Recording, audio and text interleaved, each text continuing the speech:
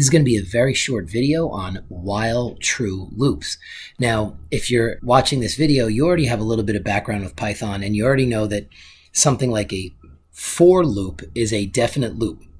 It's something that's going to run a certain number of times. It's like saying to somebody, all right, crank out 10 push-ups, and that's a very specific number, and they do the push-ups and they're done, and that for loop will run through something a certain number of times, just like a person doing a certain number of push-ups, and it has a definite cycle to it. Well, a while loop is going to keep going while a certain set of conditions is true. So for example, if I said, while a certain condition is true, keep cranking out push-ups. So while I'm watching you, keep doing push-ups. All right, and that's a while loop. So what a while true loop is going to do is going to keep running through something constantly again and again and again until you break it. So let's just do a couple of easy things first.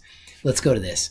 X equals 0, print X, right? We run this and easy, it's going to print the 0. So let's just add a little bit to that. And we know that we can take that variable X and we can keep increasing it by 1. So I'm just going to make this X equals X plus 1. And I'm going to print X. Let's run this, right? It prints the 0 and then it prints the 0 plus 1, which is 1, of course. All right, so now let's do something, a while true loop, which is very powerful because it's going to keep running and running and running as quickly as the program can run it until you break the code.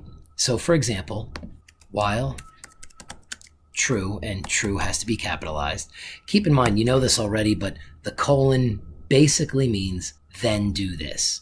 So while true, then I want you to do this. Well, again, while true just means keep running a certain statement and do this. So what are we going to do? We're going to print our school.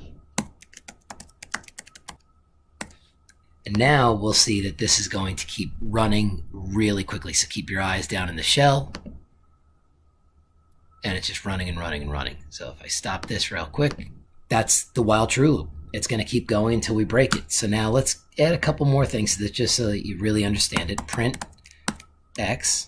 And now let's just run this. Now it's printing Seton Hall Prep 1, Seton Hall Prep 1. So what it's doing is it's cycling through again and again and again in its sequential code that we see here. It's going to print Seton Hall Prep, then it's going to print 1, Seton Hall Prep, then 1, Seton Hall Prep, then 1. Let's stop this. Let's just add a little bit more to it. And now what we're going to do is we're going to keep on adding 1 to X. So there's two different ways to do this. There's sort of like the old school way you can do it. X equals X plus 1. And there's a better, more efficient way to do this, but let's do this real quick. Let's hit run.